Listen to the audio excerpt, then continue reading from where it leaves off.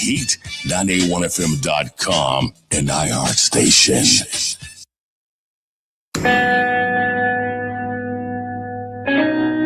Conversations with Coach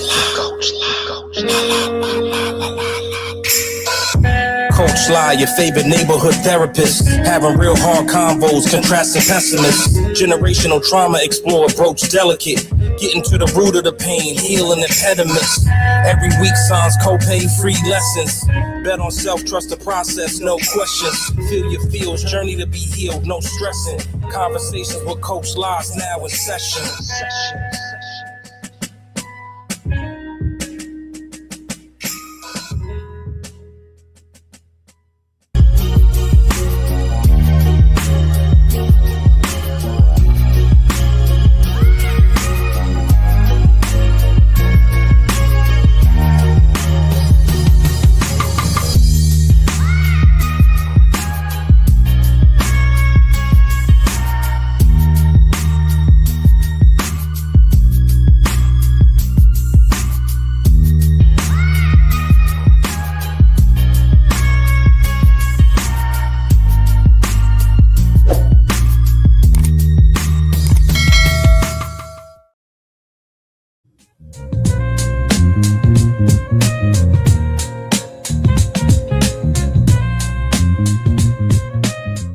What's going on, everybody? Welcome to another episode of Conversations with Coach La.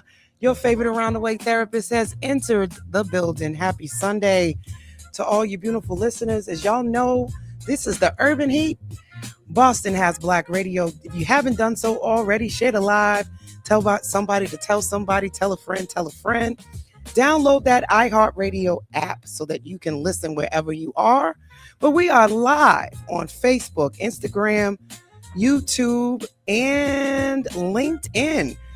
Let I not forget Twitch.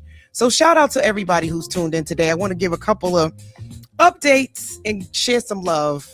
Well, I guess a little bit of sadness too. Summer. We got like a month left. Less than a month left. September 22nd, it's all a wrap. You know, summertime is my time, so I wasn't really happy to hear about summer being almost gone, but mark your calendars. There's still a few more good days to go to the beach and get outside because you know that vitamin D does your body good in the sunshine. I know some of y'all are already dreading it because seasonal depression is real. So I want to give some love to Ray Royale, my radio brother. Shout out to you.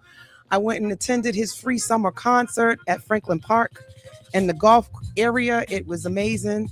Shout out to DJ Dex and Smokehouse Media with all of the things that they did. Make sure you're following Ray Royale. He got a lot of things coming up with the sing-alongs at City Winery here in Boston. And from what I'm told, he's also going to be making a visit to Chicago. Last but not least, I want to give some love to my Urban Heat family that held it down at Carnival yesterday. Had mixed reviews. I did not attend because I needed to rest up my ankle, but I heard that the Urban Heat did their thing. Shout out to the portable fans. Love the marketing. Shout out to Marv and the team. These are super cute. Hope you guys got one. And I had to rest. Really did have to rest. One last shout out. Angela Elizabeth is out there doing Gospel Fest in the Boston Commons today, City Hall, I believe. So make sure you go check out the Gospel Fest because I heard that that is going to be a wonderful, wonderful time.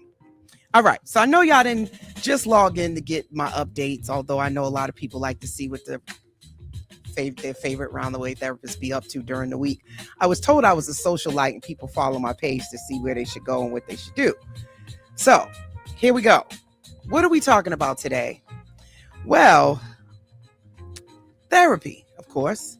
You guys remember that I told you that season 10 is all about really the next chapter of betting on yourself and what that looks like. And for some people, they are exploring the idea of getting a therapist, right? And maybe you're on the fence. So I am now launching what I call the Therapist Spotlight. So you can learn from different therapists other than me and really think about what are some qualities you want in a therapist. You also know the whole reason why I even do this show is to debunk myths and stigma around mental health, one conversation at a time. So today's idea is to put the therapist or flip the therapist on the couch, right? So I'm always here, but what if I brought another therapist who could tell you about their experiences as a therapist and what that looks like for them? So today I have a licensed therapist, speaker, author, and a futurist, but we're going to find out what that all means, and a mental health advocate. Alphonso Nathan, MSLPC, is also known as Phonz the Therapist online. And as I told you, he's a licensed therapist. He's also an author, which I have his book, Not Worth My Energy. Some of y'all need to read this ASAP, right? But his work focuses on breaking stigma around mental health, promoting self-care, and creating safe spaces for healing, especially within the Black and Brown communities. Through therapy, public speaking, media appearances like my show, and community center initiatives, and content creation. So if you follow him online, he makes some really, really cool videos.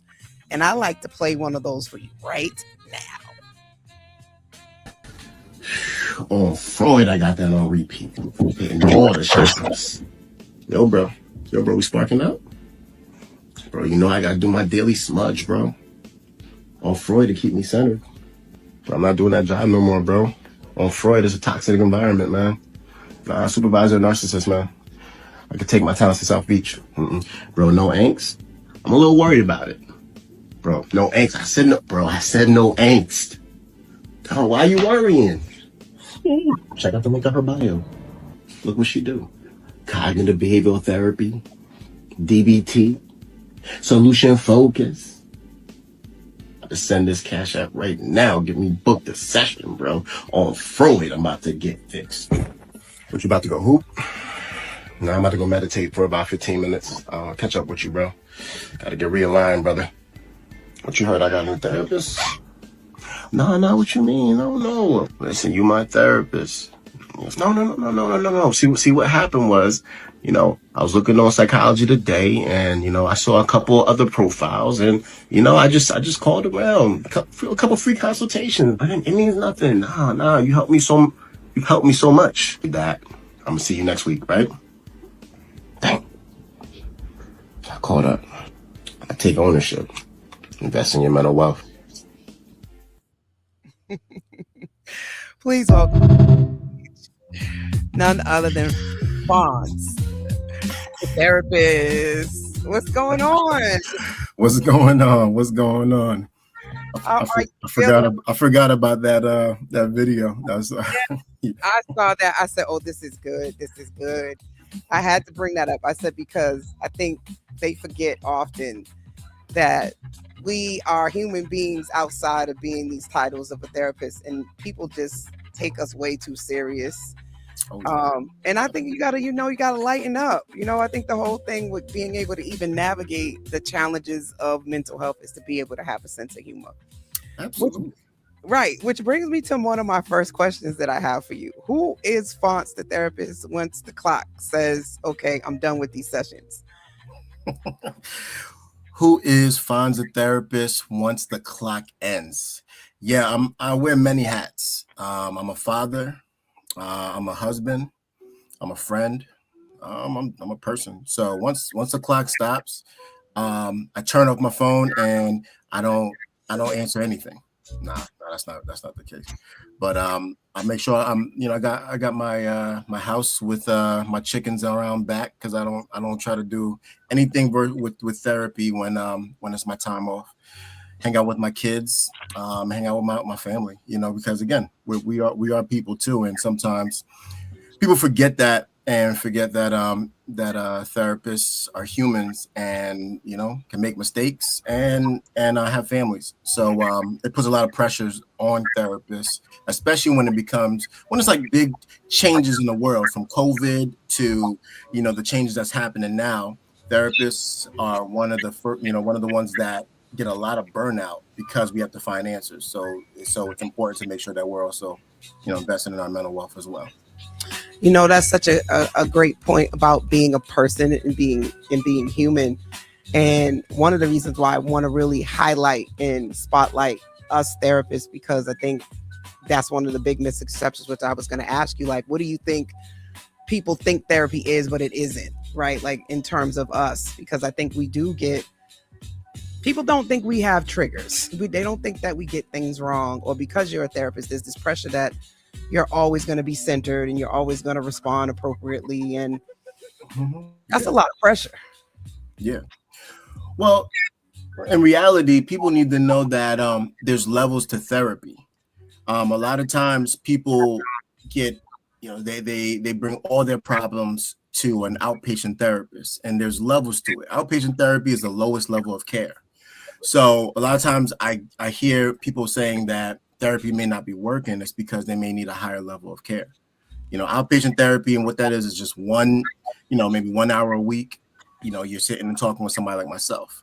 Some people may have a lot of trauma to unpack, and they may need a higher level, like an intensive outpatient, or even a partial hospitalization, or just going away for a little bit. So I see this a lot, that there's not enough knowledge in the levels of therapy, and that is also why therapy may not be working for some people. Good point. The levels to therapy, and I think being able to identify that. But one of the biggest stigmas is just going to therapy in general means that there's something wrong with you. And I think that's one of the hardest, I guess, reflections, is that, I'm struggling, and I'm not able to continue to navigate this thing called life without, like you said, maybe going away for a while. It's a huge undertaking, and to admit that you need to step away and do that. And I think even in terms of here in Massachusetts, sometimes even getting to that level of care can be challenging. You go to go to your therapist, they don't want to section you, or they're saying, it's not that bad yet. You literally have to fall all the way apart, be pretty much ready to take your life sometimes for them to give you the higher level of care. I don't know if you've experienced that in Philadelphia, but I've seen that a lot here in Massachusetts. Absolutely. And that's, my practice, I'm a co-owner of a psychiatric practice. So it's called Brightside Counseling and Brightside Medical Associates. So we have those different levels of care with outpatient, intensive outpatient, partial hospitalization, as well as medication management. A lot of times that we see, even in our community, because we don't have the full knowledge of it, but as well as again, the stigma is there. It's like, man, therapy, this is a white person situation. This is not something for me. I'm just gonna pray it out. And I'll be telling my church folks, listen, I'm tongue talking Holy Ghost. I am Pentecostal. But I also tell them, hey, listen, when you praying, you gotta realize God also answers prayers, and I might be the answer to your prayers. I don't know. You know what I mean? So we have to also understand that there is a symbiosis with the with praying, as well as getting the work with the therapist. But yeah, so again, there's different levels of care, and I just think we just need more knowledge on it, and that's why people are afraid of doing therapy, because it's that fear of the unknown. Like, okay, what if I tell them something and they go in and make fun of me, or what if I go and tell them and it just doesn't work, and now I have to face this by myself, or it's like, again, there's a lot of unknown. So I think the more we talk about it, the better we bring down the anxiety of it. True. I think you bring up a good point of, I'm exposed and I've shared, and now what, right? And so a lot of people have said things like, what's the point of talking about it? Talking about it doesn't make it change. What's your thought on that? I mean, I have my thought on it, but what do you think about that idea that talking about it doesn't do anything? Well, I mean, I think that's a common myth, but you have to realize everything in our mind is created in our mind. So everything makes sense and everything is overwhelming. So if in your mind, if you're like, man, I got a million things to do, I got so many things to do, I can't even sit down. But if you sit down, you talk about it and you write it down, that million things is actually 13 things. And then those 13 things, 4 of them are not even in your control. Like, yeah, you're overwhelmed, that is hot. You can't control that. So let's take that off of your situation. You know what I mean? So what we do in therapy is game plan, is help put together a goal to help you be able to deal with the things in your life. And it's fact checking, your anxiety, fact checking the things you're worried about, fact checking the overwhelmingness of life. And you'd be surprised because we try to also answer everything, all our problems, but we don't have all the answers. Because you got to realize the power of existence. For a lot of your listeners, a week ago I did not exist to them. Now I do. So imagine what's going to exist to them tomorrow, next month, next year that can change their life, especially the information that's given. So the more information you're given, it allows you to be able to formulate your answer. And again, I tell all my clients, like, my job is to work myself out of a job. I'm not here to be with you every single week for 10 years. I'm here to be able to give you what you need and help game plan, to help you continue to grow. So a lot of times people think, man, this is just, I'm going to be sitting here on the couch every week all the time, and I'm not going to get better. No, that means I'm not doing my job. So I want you to be able to get better. I want you to grow. I want you to be able to optimize your fullest self. And so. Well said, mic drop. Now, we spend a lot of time talking to therapists about how they can help everybody else heal. I like to spend a little bit of time in this conversation, though, talking about us as human beings and what's behind our license. And something that came up, and, I saw it on social media, and it's different schools of thoughts that therapists need therapy too. And why I go to a therapist, they're crazy, they got problems. How can they help me when they got their own problems? What's your thoughts on that? Yeah, I think therapists do need therapy too. I go to therapy once a month because you have to be able to one, practice what you preach, but also be able to make sure you are taking care of yourself. It's almost like when you're on the plane and the stewardess or the video stewardess comes on and they talk about the oxygen mask. And if you have a kid with you, they tell you to put the oxygen mask on yourself before you put on your child, because you can't help others unless you help yourself. So one of the ways to help yourself is to be able to make sure that your mindset is good. Absolutely. And I think that's, to me, we used to say this when I was in financial services about a fiduciary responsibility. I think me taking care of myself, making sure my mind is right, and I'm processing my own personal life allows my cup to be overflowing, right? I'm not pouring from this half full cup. I'm making sure that I'm good and I'm not stressed out about my own life so that I can compartmentalize my life and be present for you. If I'm all stressed out about what's going on in my world, you know. And how you gonna believe me? Because like if you're coming into my office and I'm just looking disheveled, I'm looking a mess, I'm just looking just not well, and I'm like, yo, you gotta make sure you take some breaths and work on yourself. And I'm like, bro, you gotta work on yourself. You know what I mean? You got to be believable. So I got to make sure that I'm good. I'm smelling good. I'm feeling good. I'm having a good energy for me because my energy will transfer. So yeah, I'm very big with self-care. Yeah. And I don't think that people always look at those check-ins, because I think about it just like physical health, right? I go to my PCP. I make sure that my levels, my vitamin D and my blood pressure is good. It's a checkup. It's a check-in with my body. I check in with my mind. I make sure, I'm still on track with my goals. I'm also processing, synthesizing all of the different energies and stories that I've taken on, because vicarious trauma is real, right? You listening to tough stuff day in and day out, and you just holding it. When you could be like, listen, I really wanted to cry, but it wasn't the most effective thing to do in that session. So my therapist is actually an executive coach who also happens to have a license to be a therapist too. So we do a lot of coaching, but she has a therapeutic lens. Good. Now, do you think that therapists can struggle and still be effective therapists though? Yeah. I mean, you're a human. Sometimes, especially in a world now that's so artificial, it's a breath of fresh air when people are genuine.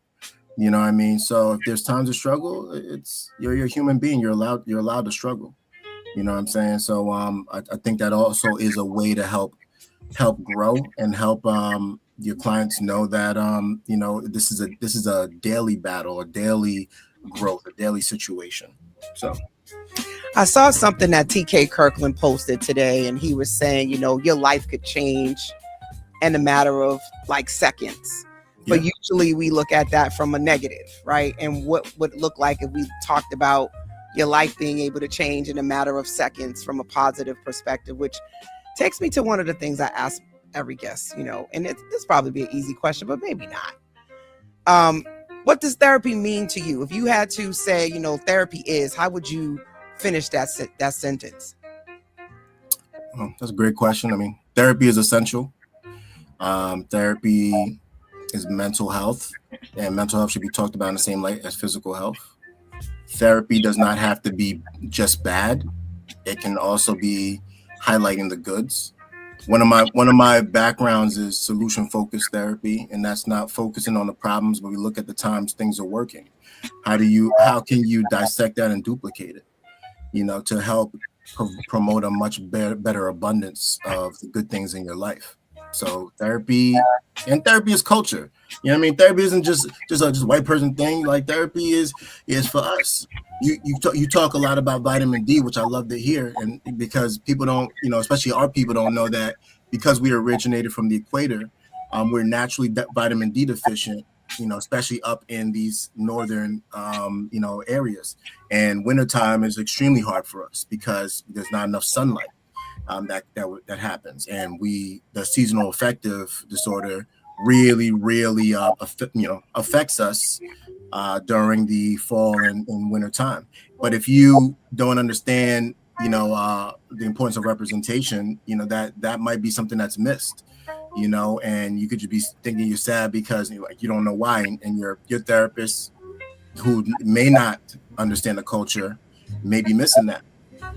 Yeah, that's a really good point. Just, even from a perspective of a woman talking about premenopausal things and things like that, that could be making your mood change. Like, everything isn't always a disorder, or that there's like this major problem. And you'd be surprised how these little adjustments help people instantly. And I love when you said earlier, like, my job is for you not to need me, and ultimately to take myself out of a job. I don't think a lot of people realize, like, that's the one thing I will say about at least my approach to therapy is I'm trying to help you think differently, change your perspective, so that way you're coping with life and you can move through it a lot quicker, and you don't stay in these spaces, these dark spaces, just because of your thoughts. I get that some of it can be biology, but for a lot of us, it's really how we think. It's really not being able to see where things are going well, or to practice life from a place of love and gratitude, because it just seems so daunting sometimes. No, yeah, absolutely. And what it does, it lets them know that I'm not here for the money. I'm not here to take your money. I'm here to really help heal you. I'm a graduate of the Milton Hershey School, and the Milton Hershey School, it is a boarding school inside of Central PA for underprivileged youth. And what it does, it let me know that interventions can change lives, because prior to going to that school, I was in the inner city in New York, and I got introduced to, when going to Milton Hershey School, a different lifestyle, a different life, and an abundance of support. So I know that interventions work because I'm a product of that. So there's so much negativity in this world.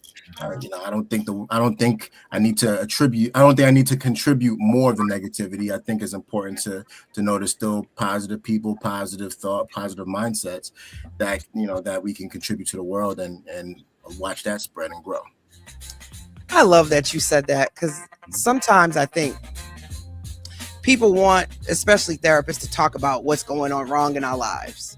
And I come from the similar school of thought of you, is that there's enough people doing that I need to bring light, hope, optimism, which is the name of my practice, is resiliency and optimism changes lives. Mm-hmm. There's enough people that's doing gloom and doom. There's not enough people that's talking about hope and strengths and well-being and looking at the solutions. Sometimes we can't even receive the solutions because we're just like, yeah, but that's not going to work. Here's why that's not going to work. And I'm like, but what if it does? There we go. But what if it does? You got the same Flip coin. Boom. What if What if this goes wrong? What if it goes wrong? Well, what if it goes right? If it yes, goes right, things will be good. it'd be You know what I awesome. mean? You know. Yeah. Good morning, Tony Bone. Thank you for tuning in. So I have a question for you. You kind of said this already, but I want to make sure that I highlight it just in case the listeners don't know what we're talking about.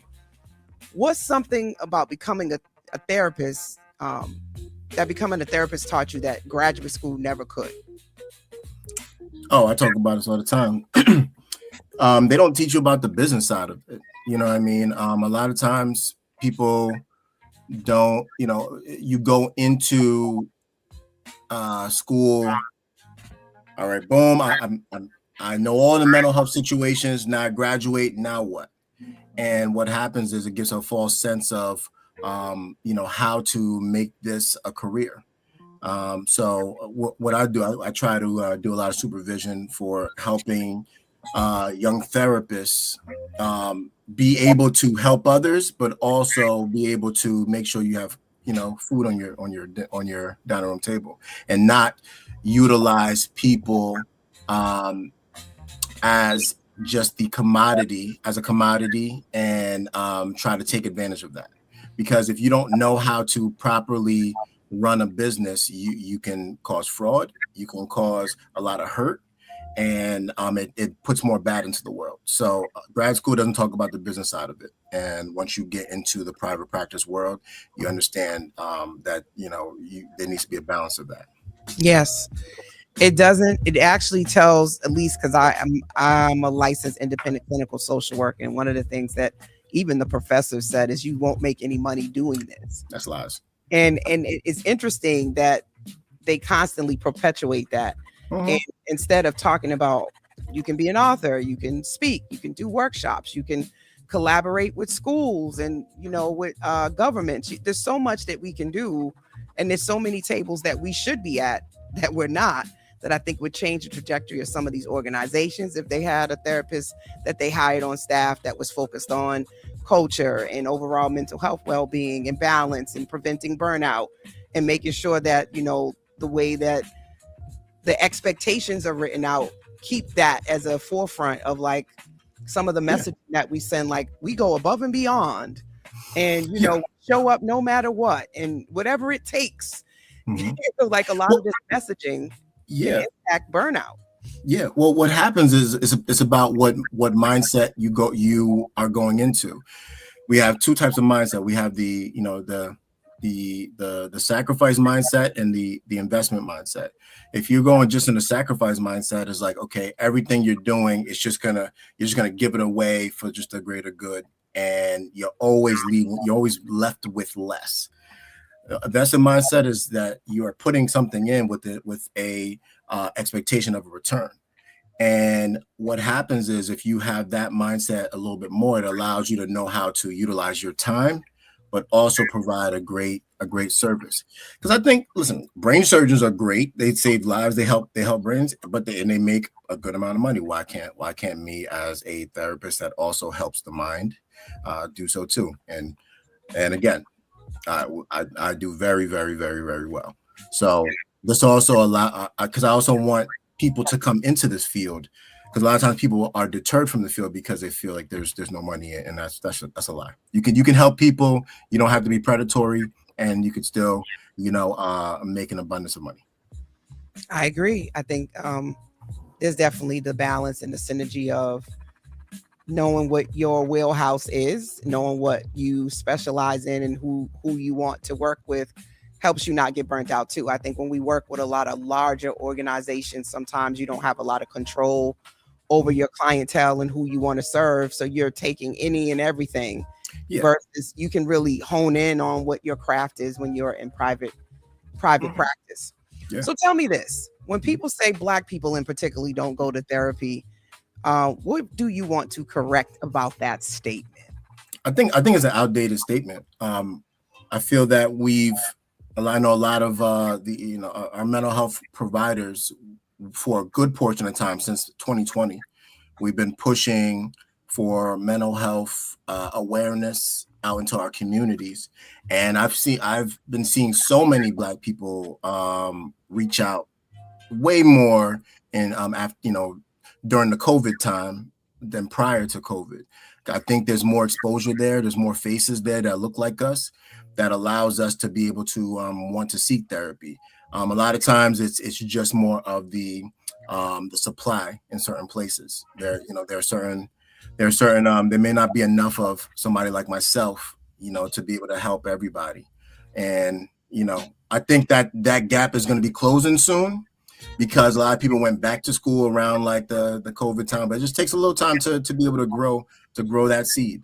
So I do believe that this is one of the fields that also is going to be surviving the AI revolution. So we're going to start seeing a lot more people into this field, especially people that look like us. So I think that is definitely a spot on statement. I think, however, I'm also finding at least it challenging to find clinicians, therapists, because I think a lot of people are still really scared of private practice and they still want like salaries and the more traditional jobs.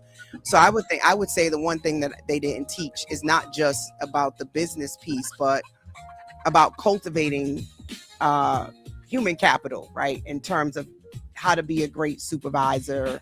That is all stuff too that you don't necessarily get in graduate school unless you get a job who trains you to be a supervisor. You sort of don't get a lot of skills on that. You have to go kind of get continuing education on your own to figure out how to be an effective supervisor. I don't know if you found that to be the case for you. Yeah, I think as you grow into this field, you evolve into that. You know what I mean? So because when I first started in the field, I worked majority with kids, with athletes. As I'm getting older, I started working because I have kids now, so I started working with parents, older individuals, and then I've been in private practice since 2012, so I have a good amount of years in here. So now instead of just me just seeing clients one-on-one, now I do more of the training of the newer therapists. So I think it's just as time goes on, you grow into that supervisory role because you experience, the ups and downs. You experience, parts of the world that just it takes experience. It takes your real world type of situations to help out some other therapists. So. Definitely. So something I read was that, people want connection, which this because this is what we do, but that therapeutic relationship is so important. Yeah. And it's not so much anymore just about your credentials, but whether or not people can relate to you. And it makes me think about the whole situation that sort of happened with Cheyenne Bryant and why people navigated towards her and didn't really fact check her because she was relatable. She was speaking things that people could connect to, regardless of what happened with her credentials. A lot of her content wasn't completely far off. It's grounded in a lot of the psychological principles that both you and I know have already been researched. So she used a lot of that, which made her credible. But do you think that some of the stigma that we see has a lot to do with that, right? The situation of then finding out she's not licensed and you didn't tell us the truth. So people are not coming to therapy because they don't need it. It's because they don't trust the system. Yeah. The system is definitely not perfect. I feel like right now we're in the wild west of therapy. And there's going to be a lot of emergence to it, meaning like people are going to have a lot of really good opportunities to help out others. But, there's going to be some people, I call them mental health swindlers. You know what I mean? And again, this is not for Dr. Cheyenne Bryant. This is even from my own personal experience. People would hit me up in the DMs, a lot, who want me to back them or credit them. And again, I try to give everybody an opportunity. I remember this one person, he was like, hey, I really want to help out some people. Can you be able to help me, build my situation and shout me out and all that? I'm like, yeah, of course. Like, but let me see tell me your background, your credentials, and who you're trying to see. And he said, well, I'm trying to, see individuals who are going through recovery. And, I'm considering myself a professional listener and I charge $1 a minute and I've been sober for a week. I'm like, wow. Okay. You're a professional listener, you're charging $1 a minute and you only been sober for a week. Nah, bro. This is like, You know what I'm and this saying? stuff really happens. Yeah. Because again, people, there's always gonna be opportunists. You know what I mean? Again, this is away from Dr. Cheyenne Bryant, but there are many individuals who see people who need help, and they'll just, try to make a quick dollar on it. I also think that in the rise of social media, that rise of influence, it blurred the line on who is an expert and who's not, and staying in your lane. You know what I mean? So everyone has a scope of practice, and having a licensure allows you to, fact check if you are an expert in that scope of practice. I think it's gonna get it gets worse before it gets better. Again, I'm still a serial optimist that there's a lot of people who are trying to push now for licensure to make sure they help with that credibility. You make a valid point, because we've encouraged people to have a voice, right? We've, especially on our side of thing, that the client is always an expert of their experience, right? Like, you can't tell people about what they've experienced because they've experienced it, which is the surge of, the podcasts and all of the other things. And people are speaking from what they've lived, learned, and, what they've read in books. And it's not a bad thing. But shout out to Elliot Connie. He had made he was on here before too. He had made a video, and he was saying, but we still have our insight and our instincts to like investigate. And one of the things you said, and I say too, is look for the receipts. You got to ask the questions. Just because something looks relatable, familiar, doesn't mean that it's all what it seems. And I think once we get duped, we start to just mistrust everything. And instead of isolating it to what happened with that particular situation or person. And also we got to realize, negativity is such a it's something that grows like wildfire, and a lot of negativity on her. Yeah, was because of the her not telling the truth, but also it's because it is an easy way to transfer that negative energy on just the hate that we may have for just people, whether it's Black people, whether if it's our own people, or just even women as well. So do I think that she needs to be reprimanded? Yeah. But do I think that the continued level of just just the downgrading of Black women? No, because again, I'm a girl dad, so I'm always good. It's a balance between people taking accountability, which you should, and just being like, making it a whole majority thing of, see, now this is why I don't trust therapists, and boom, boom, Black woman, blah, blah, blah. So, we got to stay away from the generalization and just focus on that person, place, or thing, and do self-correction. But it does appear, which brings me to my other thing. What is something that, as a therapist, really just rubs you, something that really bothers you that people don't think bothers you? Because I think this is one of them, is that people generalize so much and put everything into a box. And I think that happens in this therapy room and outside of the therapy room. But what's something that gets to you? I think the misuse of terms, that's why it's important to have the research. Like, again, one of the things I like trauma bonding.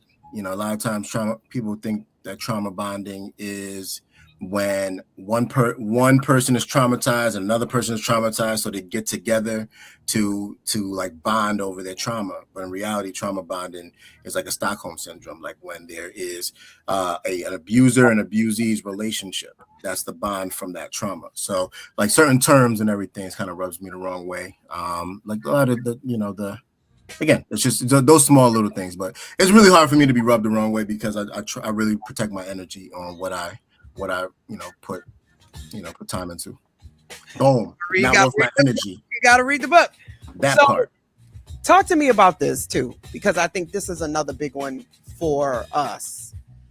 The difference between talking to friends, family, and actually doing the therapeutic work and switching that lens on and off, because I find that in my dating life, my family life, it's like you're doing that therapy thing to me. And I'm like, what? I'm communicating. I'm talking. So what do you think about that? Well, I mean, one,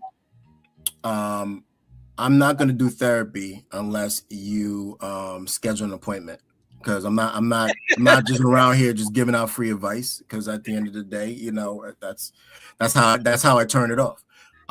People are going to assume that you're going to be, you know, therapizing them just because they have that preconceived notion if they know you're therapist. That's why, like, whenever, say if I'm out into like a crowded area or new area, I don't tell people I'm a therapist, because then they'll try to, you know, have me do a therapy session. So yeah, no, I'm not going around trying to therapize people, because you know, I do it all day. So yeah, people always assume that, but no, we turn it off. Yeah, I think anytime you are communicating to a certain level, it gets generalized often. Like, oh yeah, I got to remember I'm talking to a therapist. That's another one that I'm like, and that's why I do the humor thing, because again, people try to take therapists so seriously, and because they feel they have to be on their best behavior. And again, I love the respect and all that. That's cool. But like, if I want to just chill and just, you know, have fun, you know, I don't want you to, like, for some of my friends, like, you don't got to be on your best behavior. I'm still fine. You know what I'm saying? So, but yeah, a lot of my close friends, they know I ain't therapizing them unless they need the help. Then I'll send them to somebody.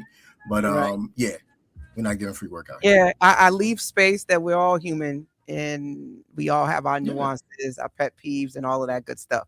So let's jump into this bet on self section, right? From outside looking in, we always will, you know, especially people that do a really good job of having a presence online. Folks don't know all that you go through to be who you are, to have gotten to where you are. And those bet on self moments often are done in private, right? Because people don't see the struggle. They don't see, you know, the moments where you're not as optimistic as you show up online. Those are those defining moments where you say, if not now, then when? If not me, then who? And you take things that may have happened in your past, how you were brought up, and you flip the script and you change your narrative. Talk to me about moments like that in your life, past, present, or even in the future. I mean, I have a lot of bet on self moments. I've been an entrepreneur since the 7th grade. I sold Pokemon cards when I was in 7th grade. You better stop. There we go. Oh, listen. In school and in college, I used to sell handbags. You know what I'm saying? I was that go-to guy that, you know, that had everything. So, you know, I've always been betting on myself. But there's always moments where you question, like, man, am I losing this bet? Couple times. I mean, growing up private practice, I was blessed enough to have it with my partner, Mark Albright. And right now we have about 33 therapists, 2 doctors, and 4 nurse practitioners, you know, right now. But every single time there's been moments where it's like when we were trying to add a new program and things just don't work out. Like during COVID, we added our medical practice, and we're like, all right, we got this. You know what I mean? All cash. You know, everybody's coming into the office. Everything's gonna be good. And then COVID happened, and everything shut down. And now you have to pay doctors and nurse practitioners, and there's nothing coming in. You know what I mean? And you know, going to my faith is one of the most important things. Talk with God, talk with my wife, and talk with my partner. And you gotta understand, do you want to be a participant or observer, you know, in these type of situations? Observing means just like, you know, do I want to just watch the world change and not have any say in it, or do I be a participant in it and just, you know, keep going, keep pushing? You know what I mean?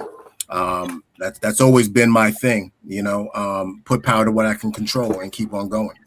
A moment in the past, my daughter who's 8 now, she had a lot of tough situation with birth, but one of her things, like she's a cancer survivor.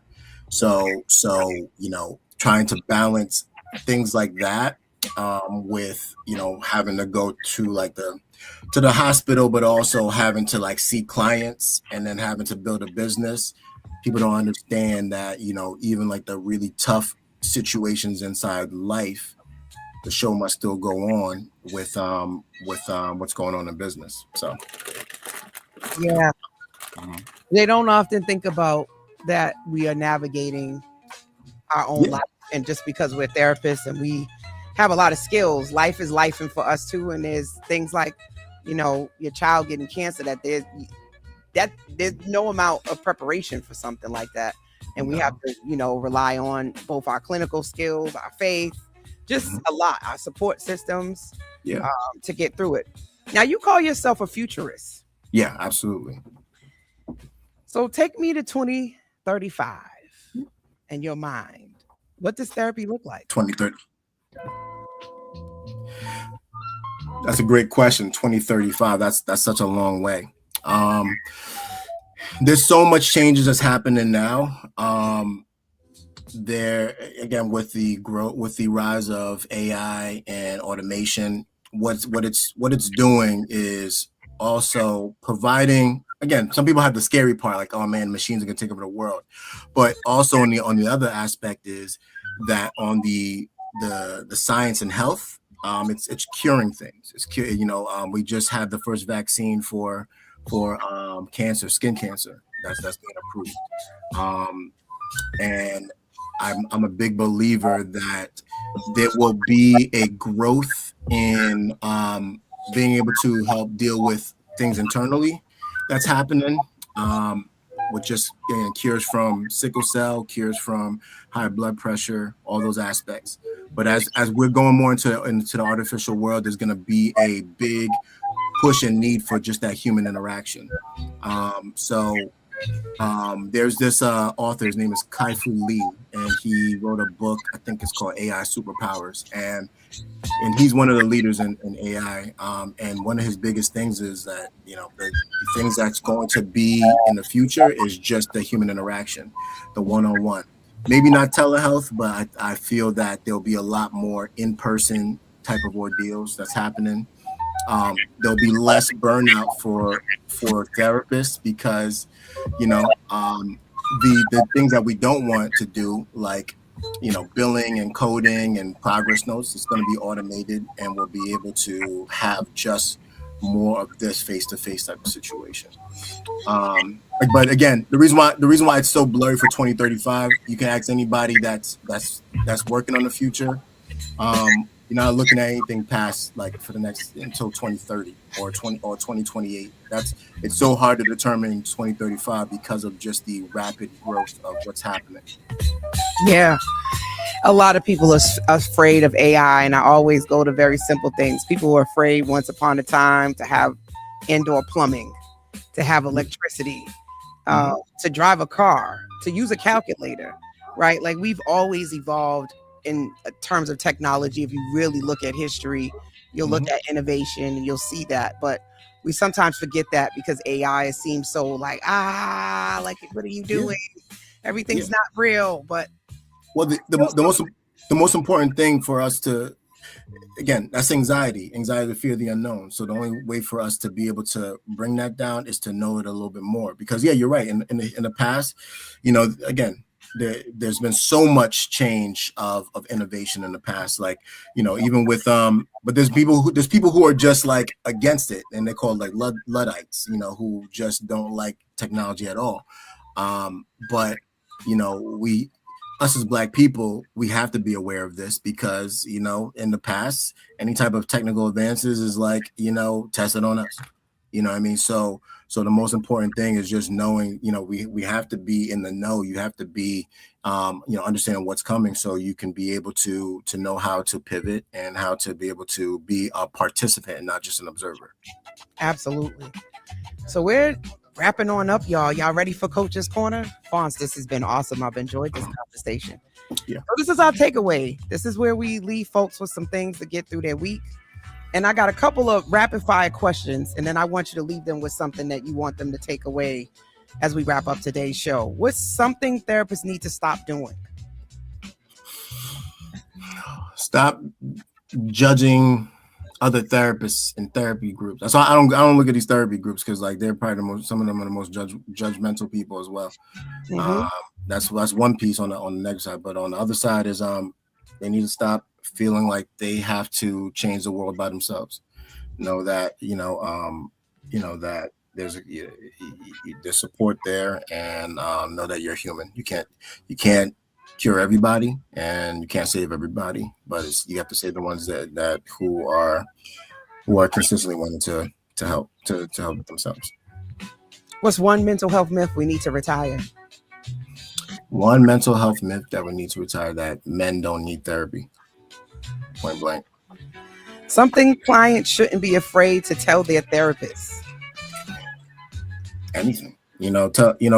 I see you as a blank canvas, so the more information you tell me, the more I can paint a picture, I can help you out. So we've heard it all before. Whether if you had an affair, if you lied about something, you stole something, like even if you're hurting you want to hurt yourself, like you gotta tell us what's going on so we can be able to help you out. So Therapy or self-care, which gets misunderstood the most or more? I think they both get misinterpreted. Therapy is part of self-care, and self-care, is I think a little more general, because self-care can be, just going on vacation. Self-care can be cutting people off, you know what I'm saying? Cutting out bad people in your life, bad energy, leaving that job. That's all forms of self-care. Therapy helps you, process what can be some forms of self-care, some other forms of self-care. So I think that they both are needed, and being able to talk with a therapist to see how you can be able to improve your self-care is important. Dope. I appreciate you telling us that. What's one thing you want this audience to take with them as they go on through their week that can help them bet on themselves? Understand that we're all energy. Emotions are energy, everything. And we have to know that the law of conservation of energy states that energy can't be created or destroyed. It can only transfer. So, so you can't keep these things in, because it never stays in. It's like blowing up a balloon without letting any air out. If you keep on blowing up that balloon, eventually that balloon's gonna pop, and it pops in different ways. Anger, aggression, putting holes in walls, putting holes in people. So it's important to know that you have to protect your energy, see who and what is a good investment in your energy, and see who is not. And know that there's an expiration date on people's value of your energy. So just because your one friend gave you a chocolate milk in kindergarten, but for the next 30 years they've been a menace to you, does not mean like you keep that same loyalty and energy, because everyone needs to be able to do that energy audit and see who and what's worth your energy now. That's well said. Mic drop. Today we learned that sometimes betting on yourself isn't believing you're going to win, but it's also deciding that you're worth the risk. Going to therapy, telling your therapist the truth can all feel very scary. Thank you, Phonz the Therapist, for joining me today on the virtual couch and letting me flip you around. Tell the people how they can get in contact with you. I have you strolling across the screen on TikTok and on Facebook.